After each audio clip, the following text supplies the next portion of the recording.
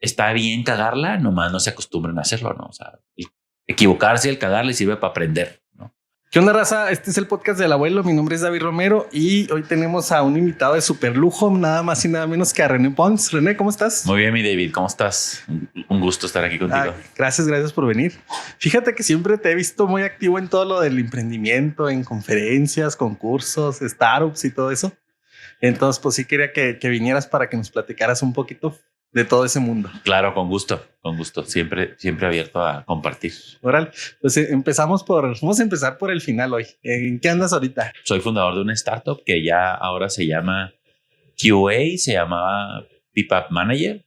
Tenemos con ella ya desde 2019, final de 2018, y es una solución para empresas de manufactura para hacer más eficientes ciertos procesos que tienen de calidad con los proveedores de las empresas. O sea, todo lo que va de cualquier empresa de manufactura, no importa si es Tier 1, si es OEM, si es Tier 2, Tier 3, todas las relaciones de calidad con sus proveedores, eso es lo que hace nuestra herramienta, nuestra solución. Ok. ¿A ti ya te había tocado andar por ejemplo, hacer aplicaciones para la industria? Sí, no para la industria de manufactura, para otras industrias, por ejemplo, construcción.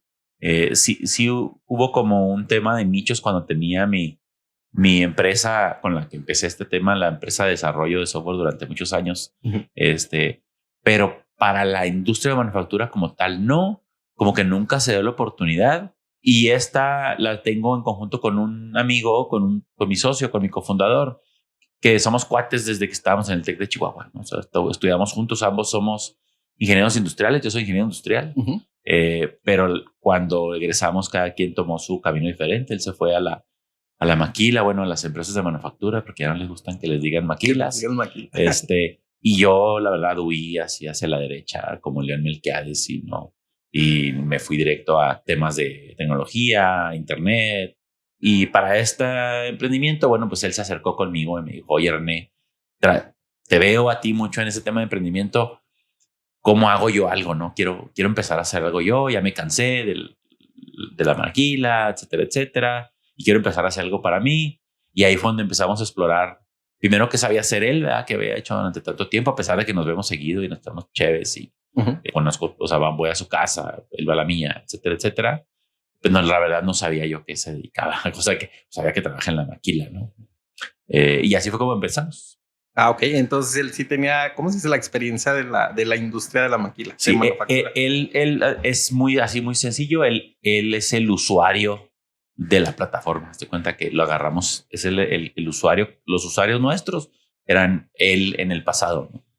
Entonces eso fue bastante útil, ¿verdad? Porque pues al final vas y le sacas las cosas de la mente, toda la experiencia, y la tratas de poner en la aplicación, en lugar de estar inventando tarugadas. Y como que no hay nada como tener al usuario que no sepa de sistemas, ¿no? Porque es el que le saca los errores, las mejoras. Ha sido bien interesante la relación porque somos, o sea, a pesar de que estudiamos lo mismo, somos cuates, lo que sea, somos agua y aceite en temas de cómo pensamos, de cómo hacemos las cosas, ¿no? Él es un ingeniero de calidad 100% toda la vida, entonces es muy reactivo, muy sistemático, y el reto siempre fue oye, pero ¿por qué lo haces así, no?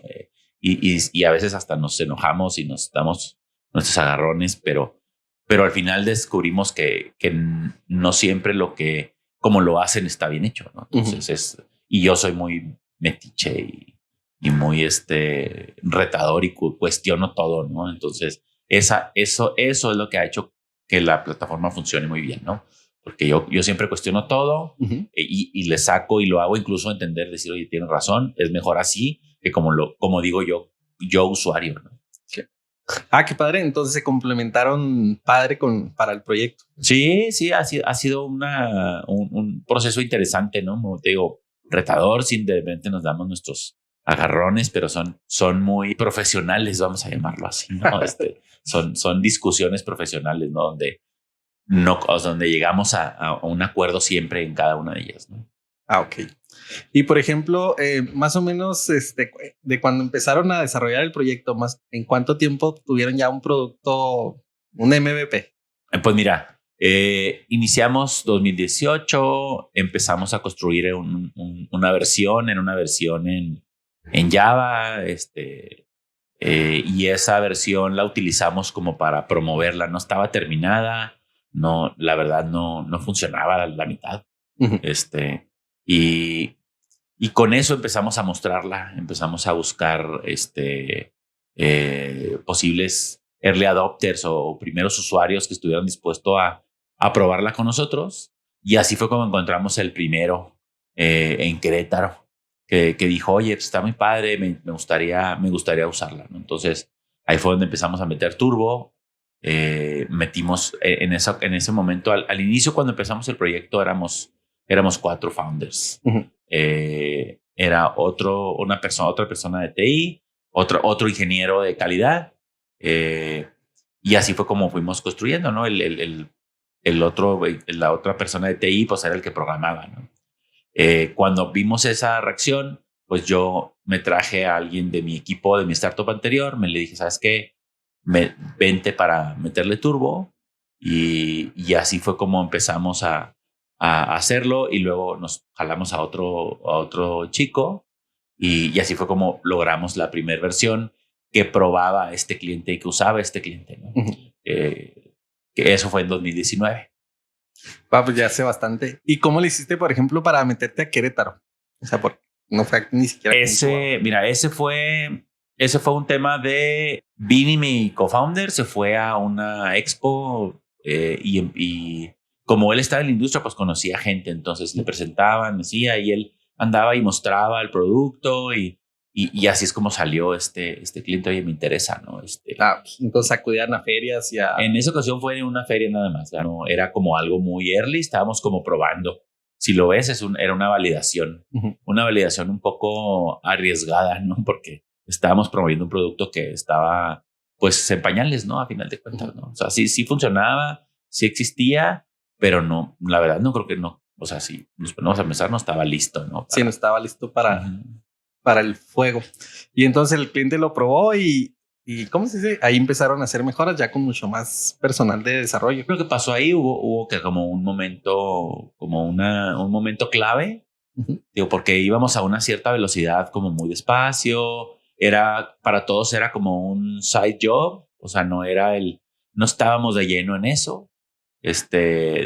Todos, por ejemplo, Vini seguía en la maquila, el Inge seguía en la escuela, el otro también estaba en la maquila y yo seguía con mis cosas, ¿no? Entonces era como un side job, no era algo de tiempo completo. Sí teníamos ya una persona en ese momento, pero el momento clave fue cuando empecé yo pues hacer los famosos decks y pitch para empezar a construir, para empezar a ver qué siguiente paso dábamos, ¿no?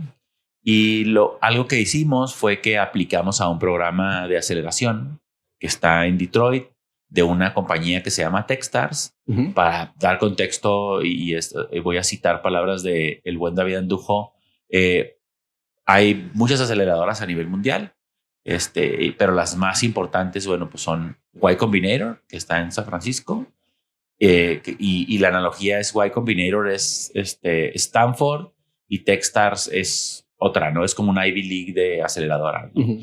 Aplicamos a esta aceleradora, fue muy interesante.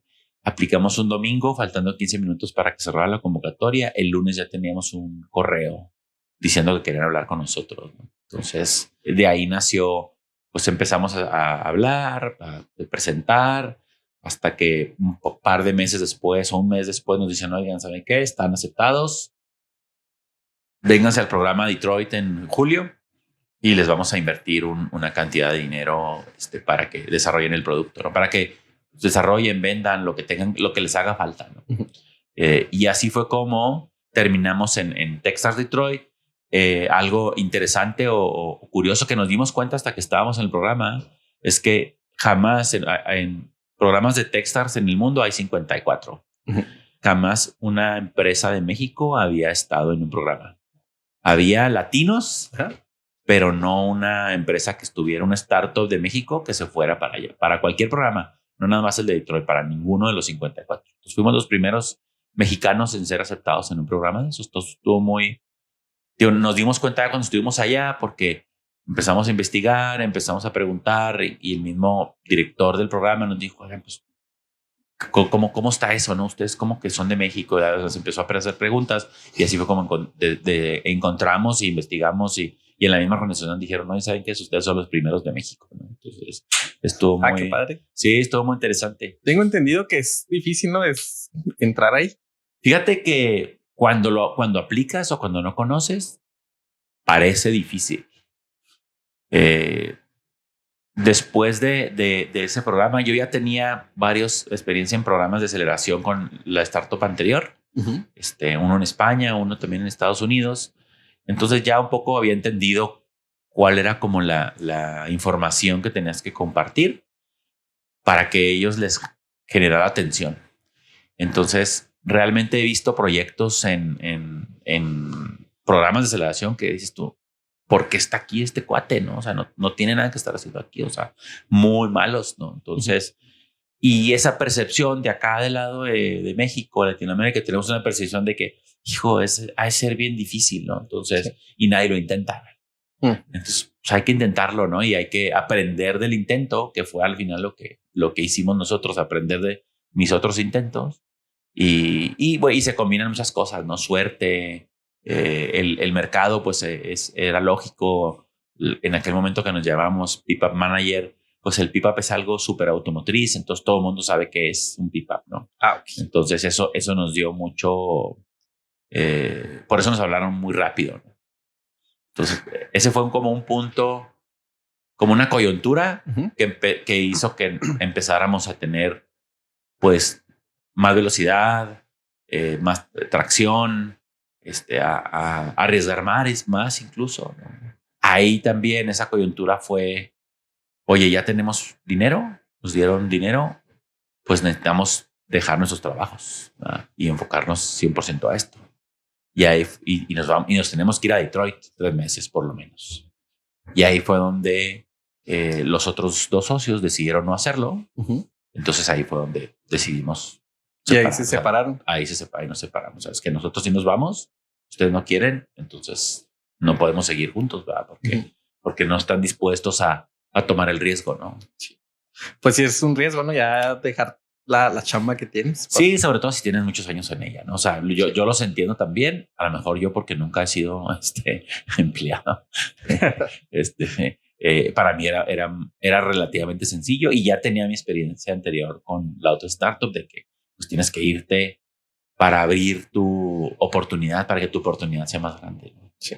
Y por ejemplo, cuando se fueron allá, ¿ya tenían el cliente de Querétaro o todavía no? Estábamos en pláticas con eso y cuando llegamos allá, o sea, ya lo estaban probando. Uh-huh. Cuando llegamos allá, nos empezaron a pagar.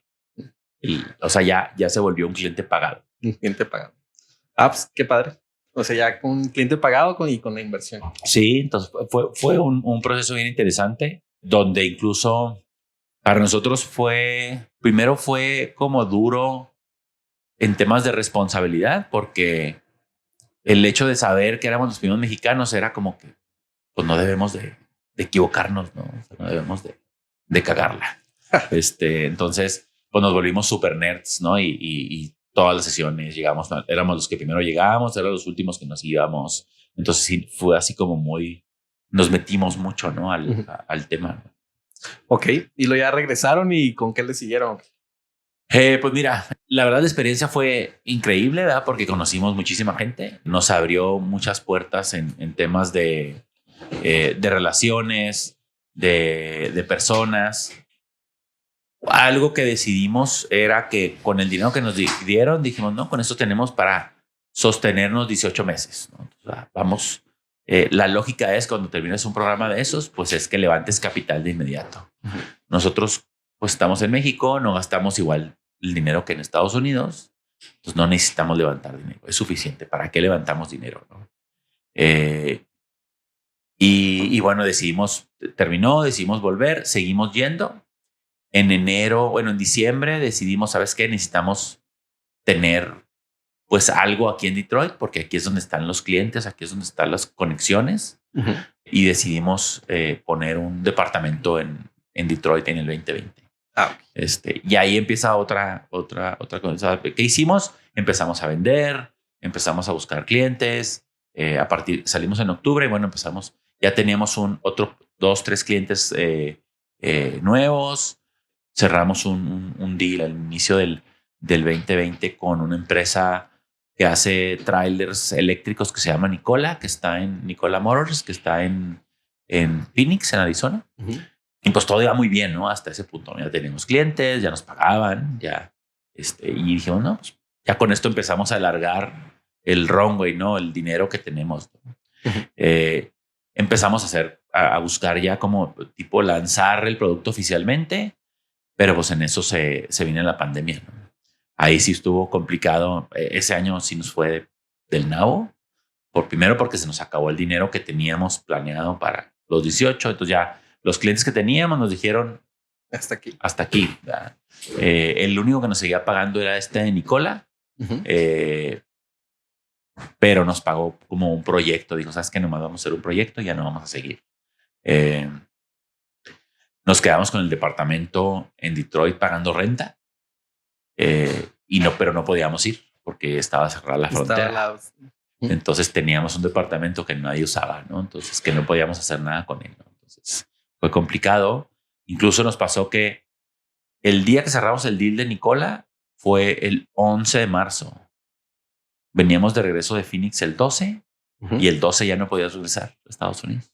Fue se hizo el desmadre del papel del baño y que no sé si te acuerdas, ¿no? Entonces para nosotros fue súper complicado ese periodo. Durante 2020 que hicimos, ya estábamos en un programa local en Ciudad Juárez y El Paso que se llama The Bridge uh-huh. Accelerator.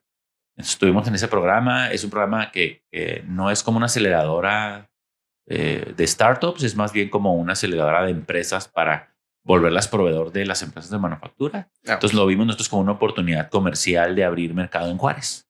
Y la otra era que había un premio si ganabas al final. Entonces, cuando se da la pandemia y empezamos a quedarnos sin lana, fue así como que, ¿sabes qué? Tenemos que ganar sí o sí.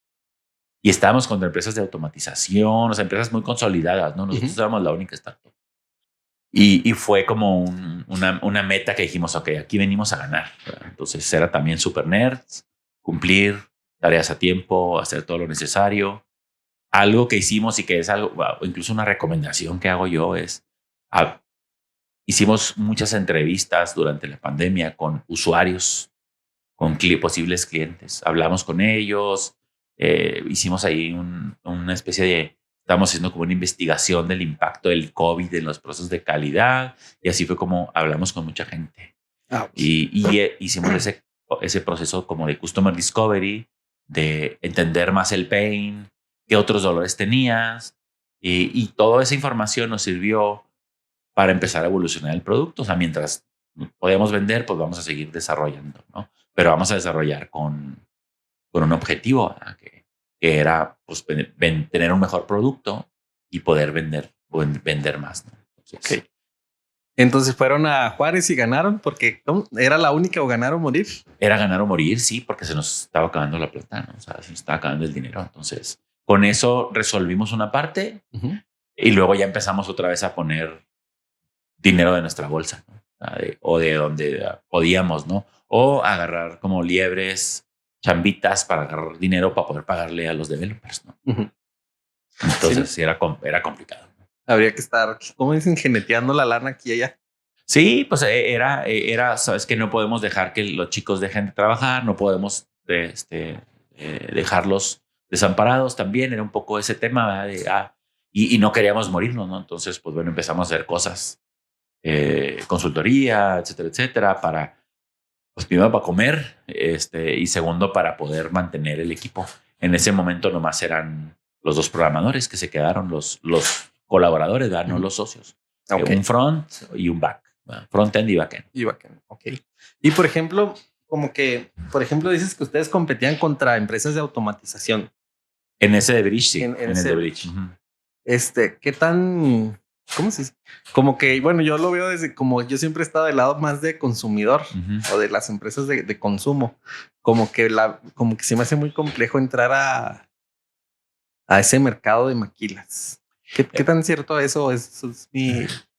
Son mis nervios. Pues mira, yo veo en la manufactura y ahora que estoy ahí, veo una increíble cantidad de necesidades, pero muchas, ¿no? A nosotros nos piden, oye, ¿no puedes hacer esto? Oye, ¿no puedes hacer esto? Y nosotros decimos, tenemos que decir que no, así porque nos estamos enfocando. Pero está lleno de necesidades. O sea, es la manufactura tiene muchos, no son problemas, tiene muchas áreas de oportunidad. ¿Por qué? Porque lo están haciendo igual desde hace 10 años, es el mismo proceso, las mismas hojitas de papel, o sea, y yo siempre cuando platico de esto y a veces me hacen burla o no les parece, es que, pues sí, todos estamos hablando de que la industria 4.0 y el robot acá bien chingón, moviendo cosas y la madre, pero pues tienes a la gente de administrativo, a los operadores, a todo el mundo con hojas de papel, ¿verdad? O sea, pues es una incoherencia, ¿no? Que tengas el robot de $100 million y a la raza capturando en una hoja de papel y luego en un Excel y luego junta todos los datos y el tiempo de respuesta pues es lentísimo, ¿no? Entonces está lleno de oportunidades. Sí es complicado porque existe el tema del status quo de si así funciona, déjalo, no le piques, no le muevas, no lo toques porque se quiebra. Entonces es difícil romper el ciclo que tienen ya o los procesos que ya tienen. Pero sí hay muchísimas oportunidades. Yo la verdad no las había visto, ¿no? Fíjate que yo vi, o sea, en lo poco que me tocó, como que veía como muchas eran extranjeras y como que no, los de aquí no podían hacer muchos cambios, como que todo tenía que venir del corporativo o de la empresa mamá, ¿no? Que hizo el software inicialmente. Ándale, entonces los de aquí no podían meter nada de software o de innovación, como que fue con lo que yo me topé. Sí pasa y sí pasa todavía y como dato interesante, nuestro primer cliente de Chihuahua lo acabamos de cerrar en diciembre. El de Chihuahua Estado, ni siquiera Chihuahua Capital. Chihuahua Estado. Sí es de aquí Capital, pero no tenemos ningún otro cliente del estado de Chihuahua. Del estado. Entonces, sí es complicado, ¿va? No, nuestros clientes están en todos lados, menos aquí. Sí. Y la mayoría de las maquilas supongo que son extranjeras, ¿no? Entonces es un poco más complejo entrar. Pues sí, pero de nuevo yo creo que tiene que ver en ese tema de status quo, de no lo toques. Tiene que ver un tema también de transparencia, a lo mejor. Y también creo que el latino no es más el mexicano ni el chihuahuense, ¿no? O sea, el latino somos mucho más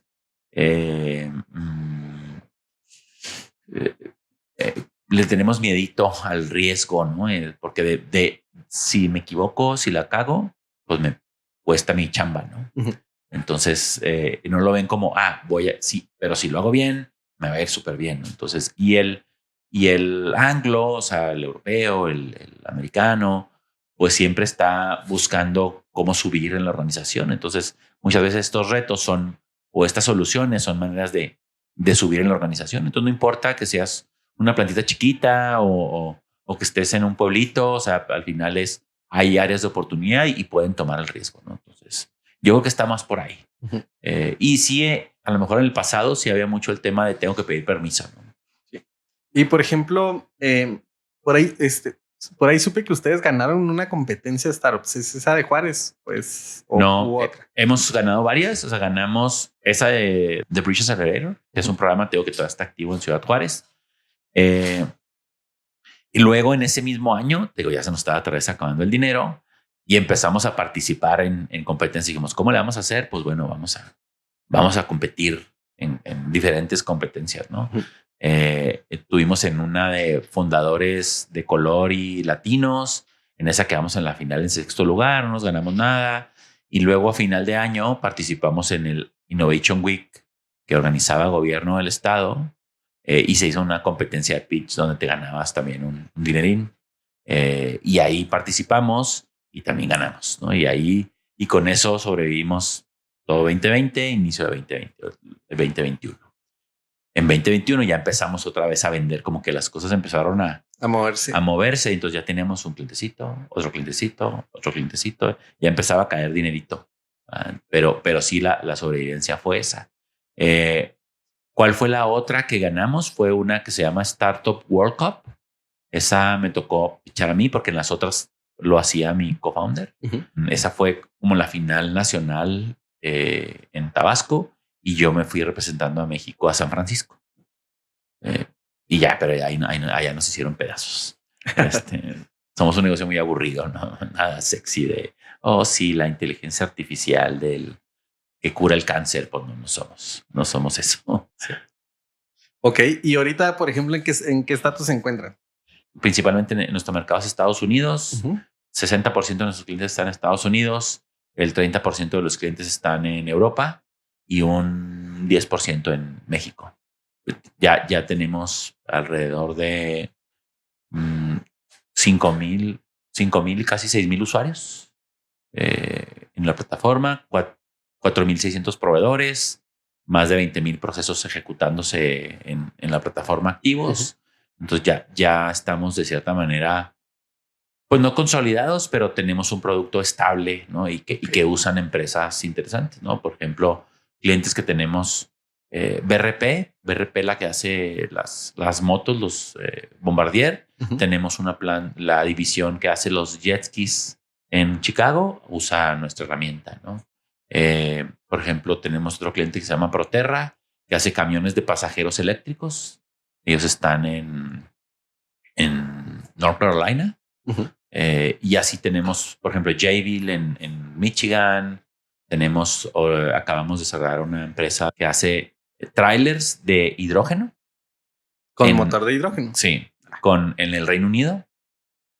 Tenemos otros que se llaman Gordon Murray, que hacen es un power car de un cuate que era diseñador de la Fórmula 1. Y tenemos muchos también que hacen inyección de plástico, que hacen electrónicos, que ensamblan piezas, o sea, de todos los tamaños, de todos los niveles, o sea, ha sido muy interesante. Qué padre. Entonces se incrustaron en, como se dice, en toda la cadena, desde los que hacen las piececitas hasta los que hacen ya los productos terminados. De hecho, esa es una como de las diferencias o ventajas del producto, es que primero es que lo hicimos muy customizable y que lo podemos implementar en 24 horas.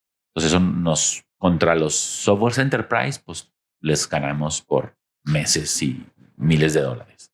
Y por el modelo de negocio, a una empresa chiquita le cobramos por procesos. Bueno, a cualquiera le cobramos por procesos. Entonces una empresa chiquita que tiene pocos procesos con sus proveedores, pues paga poquito, ¿no? Y una empresa grande, pues paga más. Qué bien, qué padre. Y entonces ahorita, ¿cómo se dice? Ya están por arriba los ingresos, ya superan los gastos, ya son rentables. Acabamos de pasar la rayita de números negros. Qué padre. Sí, acabamos de pasarla hace un mes y medio. Todavía no así que esto, pero pues ya por lo menos no hay que poner. Tenemos inversión. El año pasado levantamos capital. Este año estamos levantando de nuevo. Pero ya ahorita el que estamos levantando es para crecer, no para llegar a una meta, no para llegar a ese punto de equilibrio, ¿no? Sino para crecer.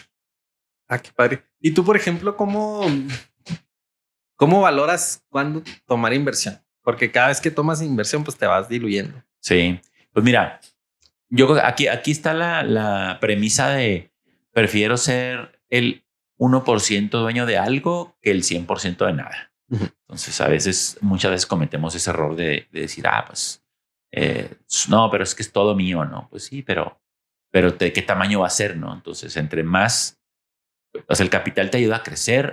El capital lo que te da, a diferencia de un negocio, vamos a llamarlo de un negocio tradicional que va siempre lineal y que vas creciendo. Oye, pues que si un 10%, un 20%, un 4%. O sea, acá el capital te ayuda a crecer. Nosotros crecimos en un año 5 veces.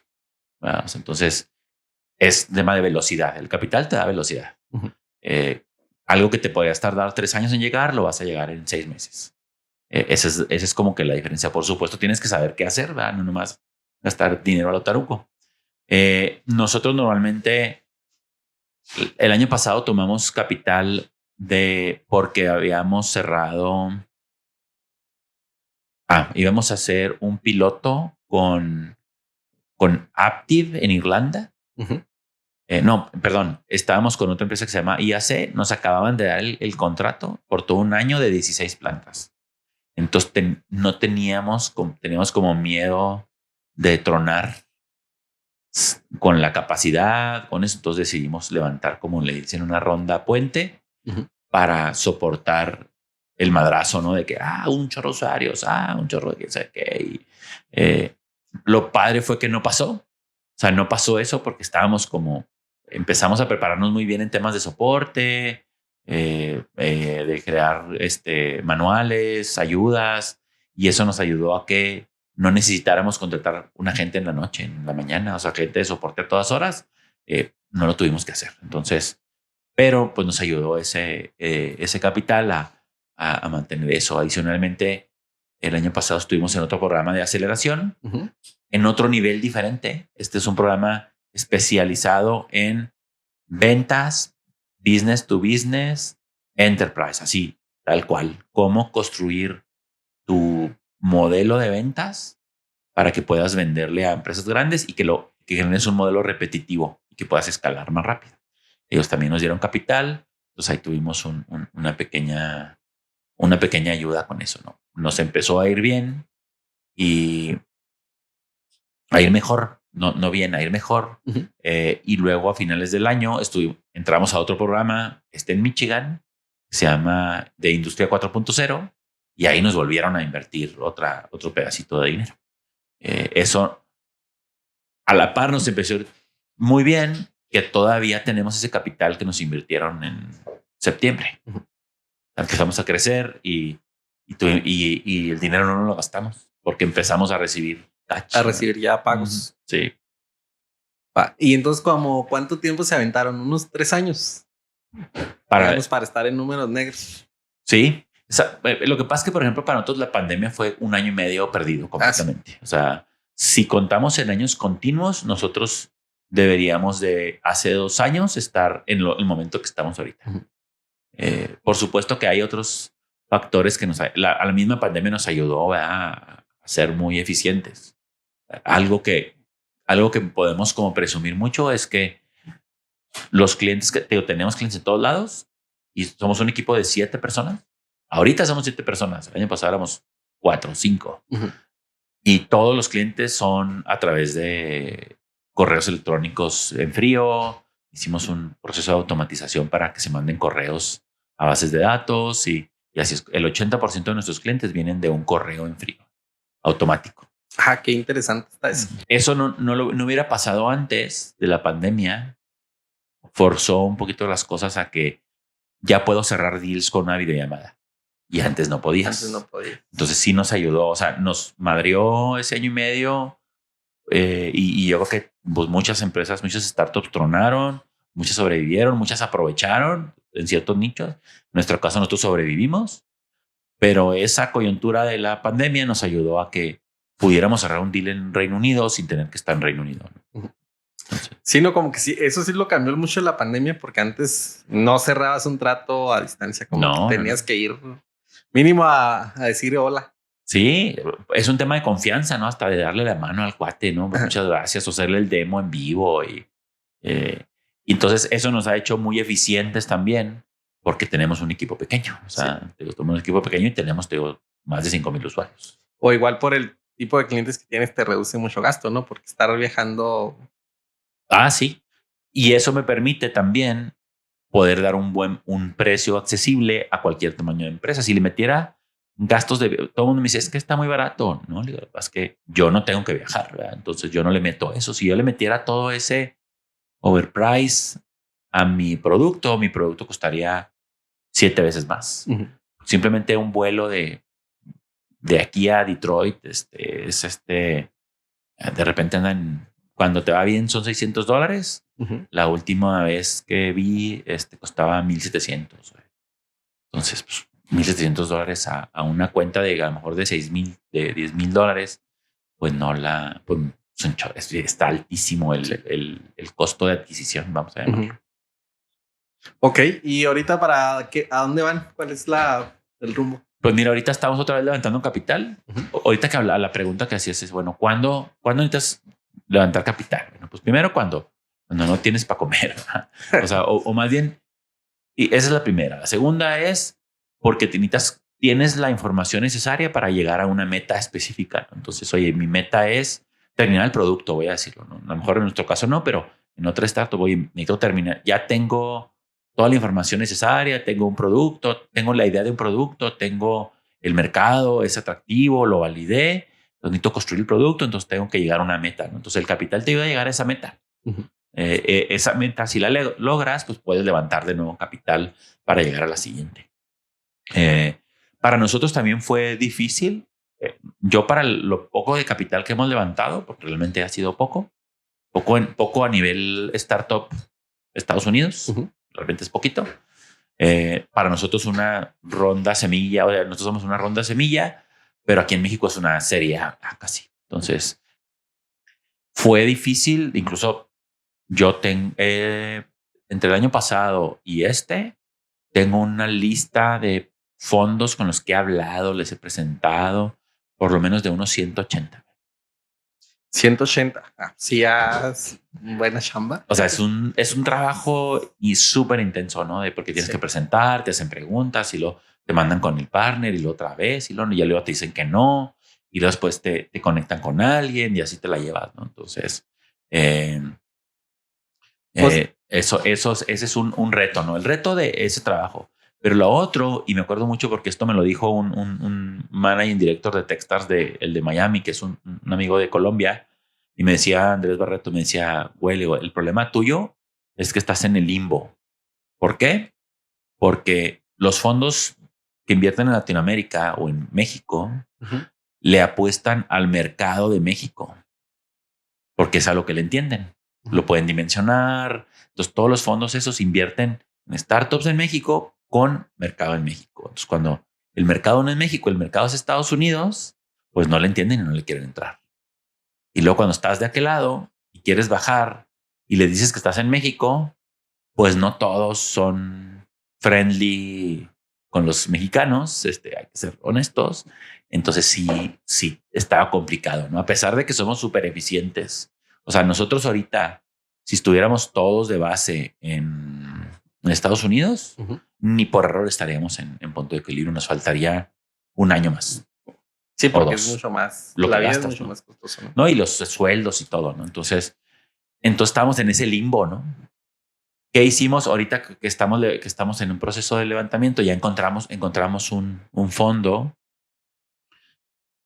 muy interesante que invierte solamente en empresas de software as a service como la nuestra, pero de cosas aburridas.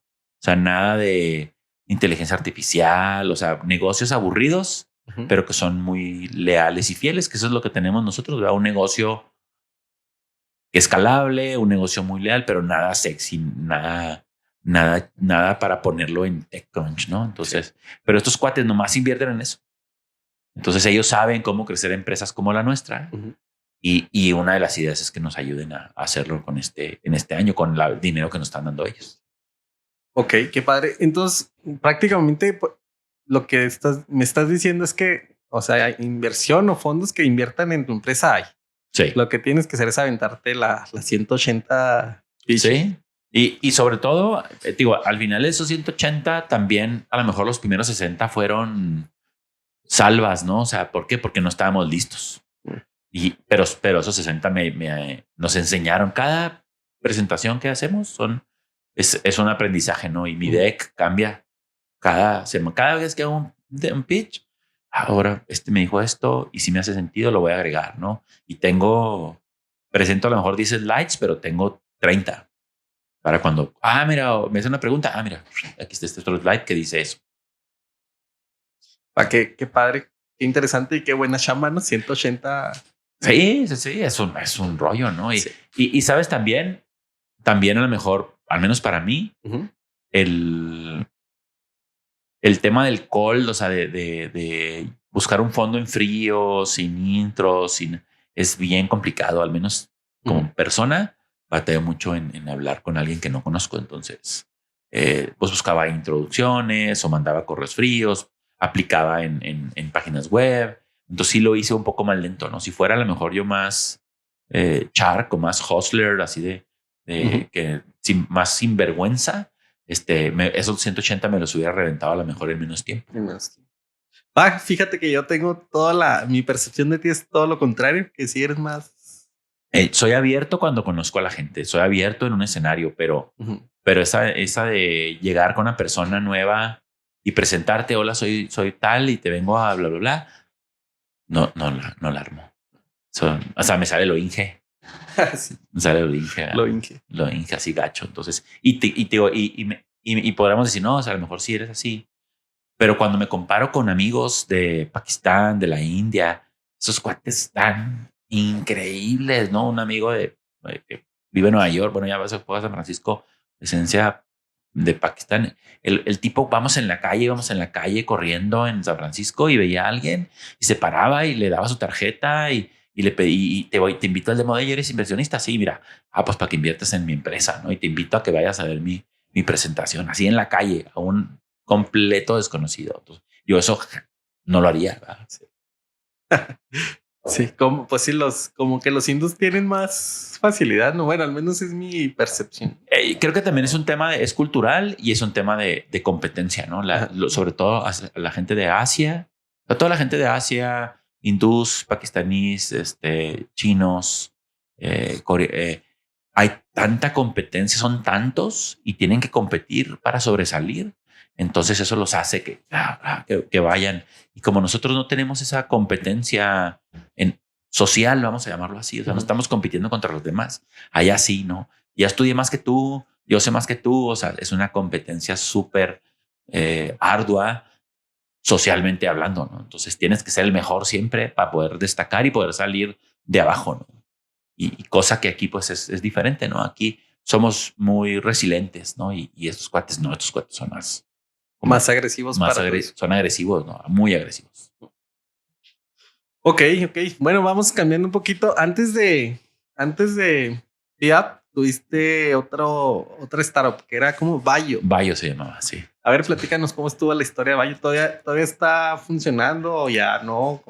Pues mira, si quieres te platico un paso atrás. Cómo llegué a empezar a hacer este tema de las startups, ¿no? Porque muchas veces creo que es como que así fue como empezó Bayo, ¿no? O sea, porque empezó, ¿no? Yo antes de Bayo pues tenía mi empresa de desarrollo web, así como la tuya, ¿verdad? O sea, éramos incluso durante muchos años fuimos competencia amiga. Sí. Yo duré 20 años con ese negocio. Pero desde 2011 me empecé a involucrar en este tema de startups, ¿no? Primero me empecé a involucrar pues ayudando a las comunidades, a organizar y me empezó a gustar tanto este tema de metodologías nuevas que me llamó mucho la atención aprender, ¿no? Entonces empecé a aprender todo lo del Lean Startup, Design Thinking, que muchas cosas yo ya las aplicaba en la empresa sin saber o sin saber el nombre. Sin saber el nombre correcto, ¿verdad? O a lo mejor usando esas otras tendencias diferentes más enfocadas al diseño y a ese tipo de cosas, pero al final eran las mismas metodologías. Entonces empecé a involucrarme y ahí fue cuando conocí los famosos Startup Weekends.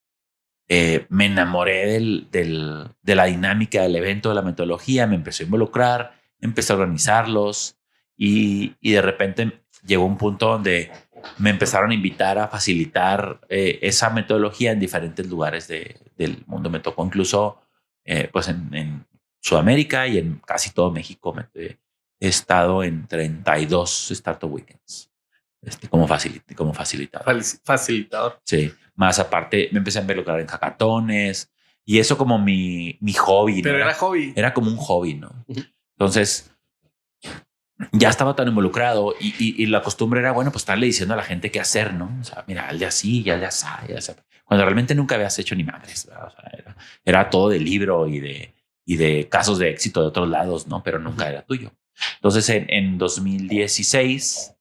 Después de yo igual, seguir con mi empresa en 2016, se acerca conmigo mi socia de Bayo y me platica esta idea. Oye, René, pues yo veo que tú traes este tema de las startups y yo traigo esta idea.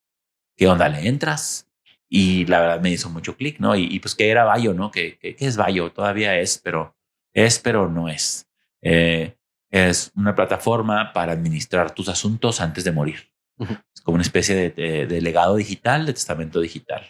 Entonces, en ese momento tenía poco tiempo de haber fallecido mi mamá.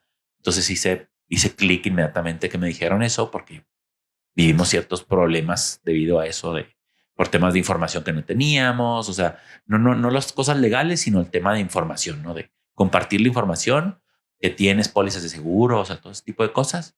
Y fue cuando decidimos, órale, va. Y yo empecé a ayudarle. Primero empecé a ayudarle a Abril, Ujú. mi socia. Empecé a ayudarle. No éramos socios, ¿no? Yo le empecé a ayudar y a asesorarla y con el programador que tenían contratado decirle, no hagas esto, haz aquello. Eh, y llegó un punto que me involucré tanto que me dijeron, oye, pues ya súbete, ¿no? O sea, métete. Ahí lo primero que pasó fue que entramos Ujú. a Orión Startups. Ahí crecimos un poquito de capital y empezamos a desarrollar el producto. Todavía no terminamos Orión y ya nos habían aceptado en una aceleradora en España, en finales de 2016.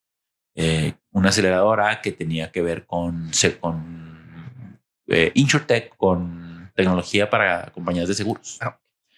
Nos aceptan y me voy yo de nuevo para todo ser un side job, ¿no? Era como que el proyecto pues ahí el proyecto que podamos hacer poquillo a poquillo. Ujú. Entonces decidimos, ¿sabes qué? Bueno, ¿quién se puede ir? Pues dije, no, pues yo voy, ¿verdad?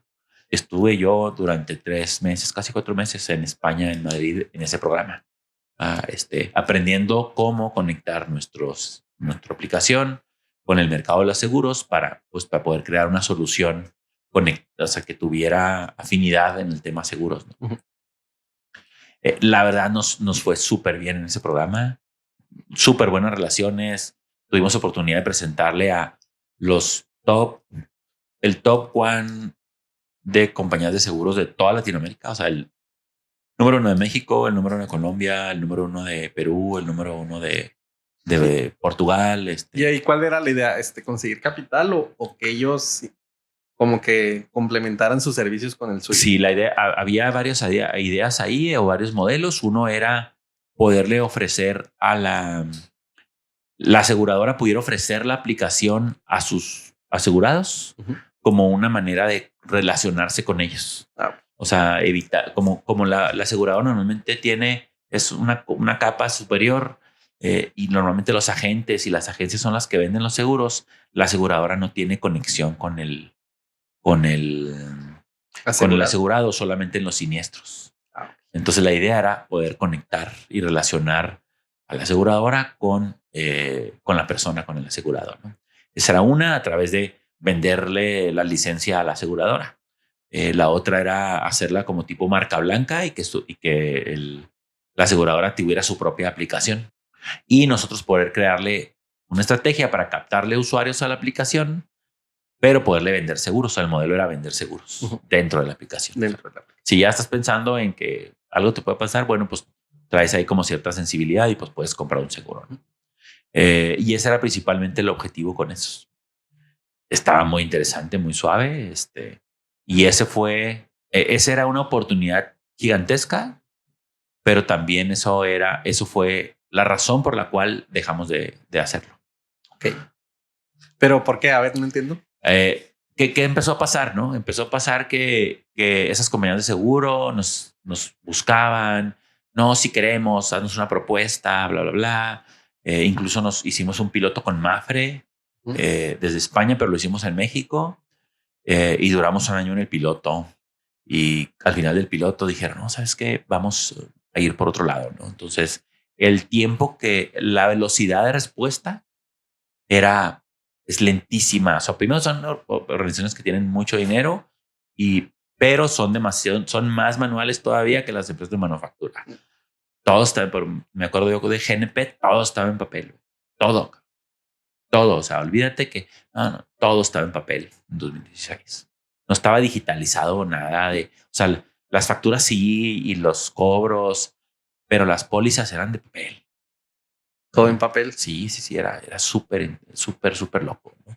Entonces, el tema de velocidad era clave, ¿no? Eso fue 2017. En 2018 nos aceptan en otro programa de aceleración, pero ahora en Estados Unidos. Nos invierten un poquito de dinero también. Y lo mismo, ¿no? Empezamos a ver modelos bien interesantes. Teníamos ofertas de inversión de millones de dólares, así de, ¿qué estamos haciendo aquí? No entiendo, ¿no? Pero nos pedían, pues, la atracción, ¿no? La de decir, oye, pues, cierra un cliente, no una aseguradora. Entonces teníamos en una 1,000,000 de cuentas, en otra 300,000 cuentas, 100,000 cuentas, y al final ninguna se dio. ¿Por qué? Porque la aseguradora no tenía capacidad de hacer pilotos o de comprarle a 5 startups. Tienes que escoger una y a nosotros no nos tocó. Lo más cercano que estuvimos de cerrar un deal fueron 2 deals. Uno fue con Voya Financial, que está en Nueva York. Incluso ellos me volaban a sus eventos para presentar el producto a sus clientes. Me tocó ir a Washington a presentar, a hacer paneles y bla, bla, bla. Y al final sale la persona que era como nuestro padrino, nuestro sponsor, y se acabó el deal. En 2019, no, 2018, ¿cuándo fue un temblor? En 2018 hubo un temblor en Ciudad de México, ¿no? Híjole, ya. Pues bueno, estuvo muy interesante porque fuimos a Telcel. Logramos que nos recibiera Telcel en corporativo. Sí.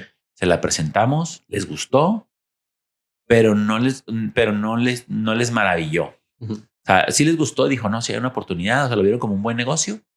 La idea era no solo implementar en México, sino en todo Latinoamérica, todo claro. Entonces, esa era así de, está padre, muy bien. Eso fue agosto. Pasa el temblor en septiembre. Es que en septiembre siempre tiembla en Ciudad de México. Pasa el temblor y nos hablan al día siguiente de Telcel. Oye, vengan ya.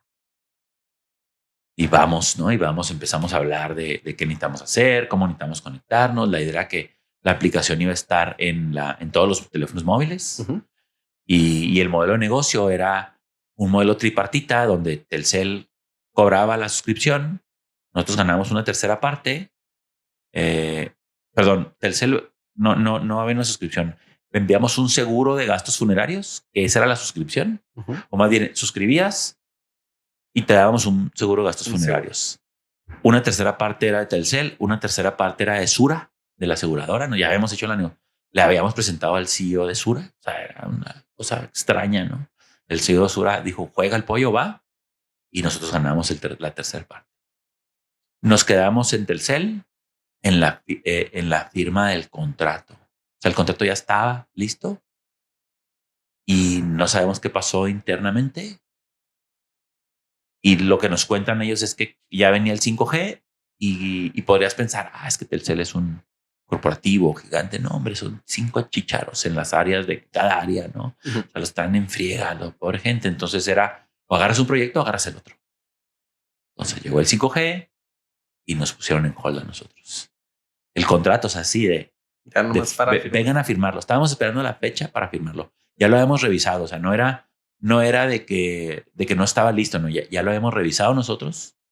Ya estaba palomeado por nosotros. Ya faltaba nada más que el director de la zona, el director a cargo de ese proyecto lo firmara.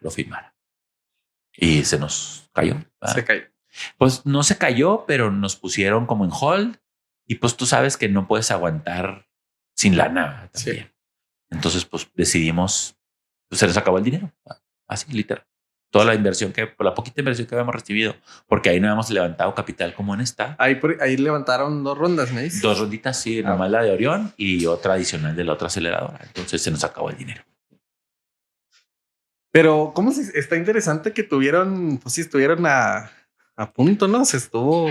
El aprendizaje más claro de eso fue nos endiosamos con los deals millonarios en vez de haber usado también una parte del dinero a captar usuarios de finales. Okay. Si hubiéramos captado usuarios finales, hubiéramos tenido una base de clientes que nos hubiera dejado probar ciertos modelos de venta de seguros, incluso de manera manual, ¿no? O sea, a través de una agencia o de de decirle a alguien, oye, pues vendí un seguro en línea, dame la póliza para mandarla. O sea, cosas muy, muy... A lo mejor por ahí hubieran sacado algo. Para mí ese fue el aprendizaje. O sea, no te esperes a que te digan que sí, aunque sea un deal gigante, porque se te puede caer, se te cae en el último momento. Entonces, el error de nosotros fue no haber hecho B2C, o sea, no haber hecho ese tema de consumidor, y que es también una lección que hemos aprendido acá en Pipa o en QA, no tanto porque tengamos consumidores finales, sino porque aquí no cantamos victoria hasta que no llega la orden de comprar, y a veces ni eso, hasta que no llega el cheque. Hasta que no llegue el cheque. Hasta que no llegue el cheque no cantamos victoria. Entonces, no es que sí tenemos una métrica antes, pero está una métrica después, ¿no? O sea, si cierra, ya es cerrado, ¿no? Es cerrado, es con orden de compra. Como que fíjate que yo siempre aplico esa ley casi. O sea, mientras no entre la lana. Sí. Pero imagínate que te dice Telcel, oye, voy a poner tu aplicación en todos los teléfonos y negocios. Y vas, y nosotros duramos en Ciudad de México varias semanas yendo y viniendo, quedándonos ahí, actualizando la aplicación, mejorándola, o sea, preparándonos para el momento. Para que, pues dijo mi mamá que siempre no. Entonces también cuando siempre había sido una MIPYME, ¿verdad? Una empresa de servicios que tenías clientes a lo mejor suaves y grandes y medianos, pero no de esa dimensión y de esa magnitud, ¿verdad? Entonces, pues claro que te brillan los ojos y dices, y ya le hicimos, mano, y nada, hombre, cachetadón, así, suelo. Sí. Ok, por ejemplo, vamos resumiendo, que a los chavos que quieren hacer su startup, ¿qué consejo les das primero en desarrollar la idea y luego en levantamiento de capital? Porque, como decías, muchos, a lo mejor es uno de mis casos, como que yo me resistí a levantar más capital. O sea, como que sí levanté capital igual con Orión, pero como que la segunda sí la pensaba, tal vez, pues ahorita que estoy hablando contigo, la pensaba de más. Sí.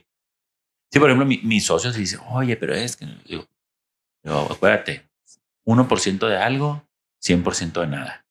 Eso es. Ahorita nosotros, por ejemplo, tenemos, a pesar de las rondas y todo lo poco que le hemos levantado, porque no es tampoco gran cosa, a nivel startup americana, seguimos teniendo el 70% de la empresa. 70%. O sea, pues todavía es bastante. Sí. Entonces, habrá una siguiente ronda donde lo que va a pasar es que nos quedemos con poquito menos o empecemos a darle salida a los primeros inversionistas, ¿verdad? Que reciban su ganancia, vamos a llamarlo, y se salgan para poderle dar entrada al nuevo. O sea, como pagarle su salida. Sí. Entonces, yo creo que en temas así como resumiendo los tips, yo creo que el primero es encontrar realmente un problema, ¿no? Yo la verdad tuve la fortuna de que el problema lo encontré con alguien, con amigo, o sea, muy, muy fácil, ¿no? La verdad fue relativamente sencillo encontrarlo. Pero yo creo que sí es encontrar un problema a resolver en esa idea. Pero primero que nada, antes de empezar a codear, a hacer el software, que todos los programadores lo primero que queremos hacer es empezar a automatizar en chinga todo y empezar a programar todo. Es hablar realmente con la gente que tiene el problema, entenderla, para luego empezar a crear, a construir. O sea, y cuando hablo de gente, no hablo de uno, hablo de 10, 15, 20 posibles usuarios. De ahí pueden hacer relaciones con alguien para decirle, oye, ¿te acuerdas que te hice una entrevista y que platicamos de tu problema de los procesos? Fíjate que tengo esto, ¿no te interesaría? Oye, súper, échalo. Así nosotros tenemos un par de clientes que vinieron de esas entrevistas que hicimos en la pandemia. O sea, de que hablamos con ellos, les caímos bien, ya somos cuates, ¿no? Y ¿qué onda? ¿Qué andas haciendo? No, pues ando con mi hija. O sea, cosas que no pasaban, pero que pasaron porque empezamos con una conversación para entender sus problemas. Y luego, cuando él estuvo listo para comprar, nosotros ya estábamos listos para vender. Entonces, yo creo que lo primero es eso, es entender muy bien quién es tu usuario, tu cliente, ¿no? Segundo, es no limitarnos. Yo creo que el principal error que tenemos los emprendedores latinos es a veces limitarnos a los mercados, al mercado, y no ir hacia afuera y no pensar hacia afuera Y yo pongo un ejemplo muy claro que, por ejemplo, con la gente de Colombia, el objeto, o sea, la mayoría de las startups de Colombia, el modelo de negocio que hagan en Colombia sirve para consolidarse un poquito, para validar, pero su meta es venirse a México, es crecer en México porque el mercado de México es 10 veces más grande. Entonces, ¿por qué nosotros no vamos a un mercado que es 50 veces más grande que el nuestro, que es Estados Unidos? Entonces, yo siempre, y lo platico y todo el mundo se ríe, se vacila de mí, porque yo le llamo la teoría de los Johnnies. Tú tienes no los Johnnies para ir al baño, sino los los Johns, porque normalmente tú tienes tu usuario, tu cliente aquí en un mercado mexicano que puedes validar, que puedes ver que tenga la problemática. Entonces ahora, ¿cómo hago para encontrar mi cliente que se llama Juan? ¿Cómo hago para encontrar Johns en Estados Unidos? Lo más seguro es que si aquí hay 1 millón de Juanes, hay 10 millones de Johns en Estados Unidos. Entonces, esa visión, esa analogía, esa visión te genera una oportunidad más grande, ¿no? 10 veces más grande. Y al ser 10 veces más grande, es más atractiva para un inversionista, es más atractiva para un fondo, para una aceleradora, incluso para ti, ¿no? Como emprendedor, ¿verdad? Es mucho más rápido incluso, ¿no? Entonces, si hay un reto estar de aquel lado, pero para eso está este tipo de programas de aceleración. Ese sería mi tercer tip, es si ya tienes eso y ya sabes que tienes a los Johns, pues empieza a aplicar, ¿verdad? No pierdes ni 15 minutos en llenar un formulario.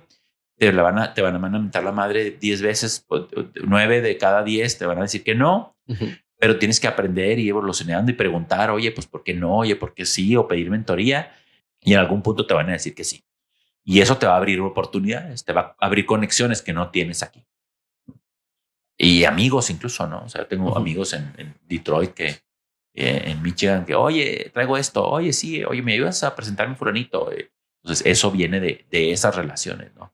Ese sería mi tercero, ¿no? Que no se limiten a Chihuahua, ¿no? Por ejemplo, o sea, y el ejemplo clarísimo somos nosotros, ¿no? 0 clientes de Chihuahua, nadie nos hizo caso. Habiendo en Ciudad Juárez hay 360 empresas diferentes de manufactura. Ni cero, ninguna nos hizo caso. Sí, no, si te limitas al mercado local, pues no va a pasar nada, ¿no? Sí. Entonces, ese sería como mi tercer tip, ¿no? Aplicar, que te digo, no te quita 10, 15 minutos de tu vida. Y si no quedas, no pasa absolutamente nada. Pero la gente le tiene miedo o dice, no, es que a lo mejor estoy muy atrasado para ellos. Pues no vas a saberlo hasta que mandes la información, ¿verdad? Hasta que apliques, hasta que te entrevisten, hasta que pidas o entres a una videollamada donde están promoviendo el programa y hagas las preguntas. Oye, ¿y en qué etapa deben de estar? Yo estoy ahorita mentoreando un programa en Detroit de mentor y hay unas ideas que dices, ¿tu neta? Pero gachas, así, dices, ¿tu neta? ¿Les dieron inversión? Ni yo les daba, ¿verdad? O sea, no nada, sí. O sea, muy malas, ¿no? Entonces dices tú, en México hay mucho mejores ideas y mucho mejores emprendedores. ¿Cómo se dice? Igual la práctica, ¿no? Para eso de pichar y estar buscando inversión, entre más practiques, más... Pues sí, pero si no empiezas por algo, pues no va a ser. O sea, está bien. Sí, o sea, tienes que practicar. Sí, y tienes que hacerlo a lo mejor aquí en tu comunidad y te invitan a un evento y vas y pichas, ¿va? Y a lo mejor ni te entienden y ni saben lo que estás haciendo, pero ese es el subirte, es el practicar, es hablarlo, es aprenderlo, ¿no? Y yo creo que mi cuarto tip, y ese tiene que ver más con todos los programas que he estado y todos los viajes y todo lo que me ha llevado a... es que no tenemos nada diferente los emprendedores mexicanos, los emprendedores de Chihuahua, con los pakistaníes, en términos de capacidades, de metas, con los hindús, con los americanos, con los africanos, no tenemos nada de diferencia, nada. O sea, somos iguales, somos personas, simplemente nos mueven diferentes cosas, pero nosotros somos bien chambeadores y perfectamente les podemos patear el trasero a cualquier emprendedor de otro lado, ¿no? Entonces, y eso lo vivimos en los programas, por lo mismo que sentíamos la presión, nos volvíamos los nerds y éramos los destacados, siempre destacábamos. Destacábamos en 2 cosas, en tema de métricas, en cumplimiento, bla, bla, bla, y que éramos amigos de todos los otros emprendedores, de diferentes lugares del mundo, ¿no? Qué bien, qué padre. Ok, ya para finalizar, nos falta ¿cómo se dice? Lo que dijo el abuelo. Lo que dijo el abuelo. Dime algo alguna frase, alguna enseñanza, anécdota de alguna figura paterna. Te digo una mía. O dime una que tú le quieras. Sí, te digo una mía. Al cabo ya transmitir. ya estoy ruco, entonces ya no soy abuelo. Cruz, toco madera. Están mis hijos chicos. Pero ya estoy ruco, entonces ya puedo calificar como el gran pa del emprendimiento, ¿no? Entonces, yo creo que no debe, así mi frase así súper directa es, está bien cagarla, nomás no se acostumbren a hacerlo, ¿no? O sea, equivocarse y el cagarle sirve para aprender, ¿no? No para seguirla cagando toda la vida. Entonces, Sí. Ok, no, pues sale, gracias. Gracias por acompañarnos y platicarnos esas historias de startup, de capital y todo eso. Y pues no, yo creo ya fue todo. Síganos, raza, suscríbanse al canal, denle like y este es el podcast del abuelo. sale, muchas gracias, David. Gracias. Saludos a todos.